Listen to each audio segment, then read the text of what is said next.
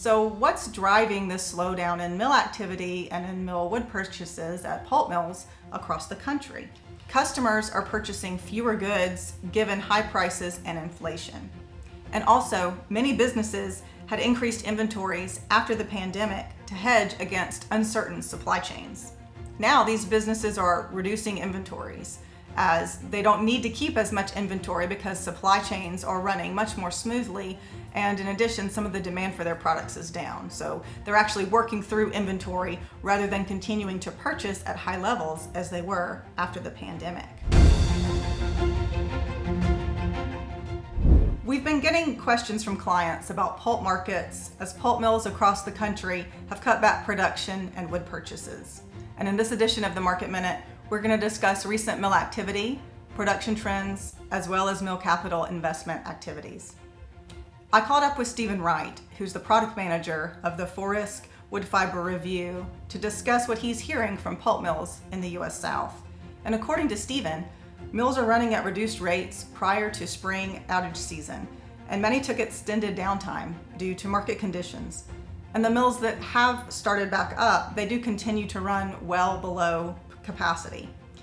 In some areas, suppliers have noted that they really can't give away their pulpwood because of a lack of quota.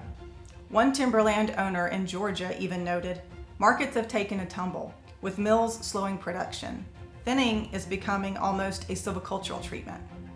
I also talked with Vicki Swanton, who's Forest's Western Region Manager, as she talks with procurement managers in the West and the Lake States regions. Vicki also commented to me that mills in those regions are running shorter weekly shifts, 4 days on, 3 days off. Other companies have made the decision to have outages in those regions. They will run the mill for 2 weeks and then shut down for 10 days, for example. So what's driving this slowdown in mill activity and in mill wood purchases at pulp mills across the country? Well, we published the Q2 issue of the Forest Research Quarterly earlier this month, including updated pulp and paper production data from AF&PA. Paper and paperboard production declined 9% year over year in the first quarter of this year. That included declines in the printing and writing sectors as well as the newsprint sectors. These sectors have been in decline for a while, so continued declines in those sectors is not really very much of a surprise. But one of the big changes recently has been the decline in the packaging production. Packaging production slowed in September and remains well below year-ago production levels, even though production levels recently started increasing in Q4. And tissue production also remains below target where it was year over year from Q4.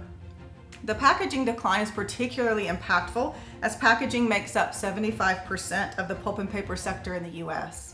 In addition, 75% of the packaging mill capacity is actually located in the U.S. South. So the slowdown in the sector is impacting mills in the U.S. South and in Georgia in particular. In Q1 investor presentations, company leaders at International Paper and WestRock cited market factors for this, including high inflation, reduced demand, and destocking as drivers for soft markets. Customers are purchasing fewer goods given high prices and inflation. And also, many businesses had increased inventories after the pandemic to hedge against uncertain supply chains. Now these businesses are reducing inventories as they don't need to keep as much inventory because supply chains are running much more smoothly, and in addition, some of the demand for their products is down. So they're actually working through inventory rather than continuing to purchase at high levels as they were after the pandemic. Business leaders think this is likely a short-term issue as inventories are drawing down, and they expect an end to this destocking in the second half of the year or even by the beginning of next year. So this could be a shorter-term issue in terms of packaging production, although longer-term declines are still expected in the sectors such as newsprint and printing and writing. So I'll end with an update of mill capital investment activity. Several mills have announced closures, particularly given the challenging environment that they're operating in. One example is Evergreen Packaging's closure of the Canton, North Carolina pulp and paper mill that they announced earlier this year. Also, WestRock recently announced that it will close the North Charleston, South Carolina paper mill in Q3, and it's going to exit the saturating kraft paper business. In addition, Western Canada continues to be a challenging environment for mills to operate in, particularly as many sawmills have curtailed or closed in the region, and that's reduced fiber availability for pulp mills in the region. And Canfor announced it's not going to reopen their Taylor, BC mill. Also in the U.S. North, 9 Dragons Paper in Byron, Wisconsin recently completed its multi-year conversion to all recycled feedstocks, which is another trend that we're watching. So hopefully this is a short-term issue in terms of reduced demand, particularly for packaging products and tissue products, and that markets will get back into more normal ranges, hopefully later this year or earlier next year.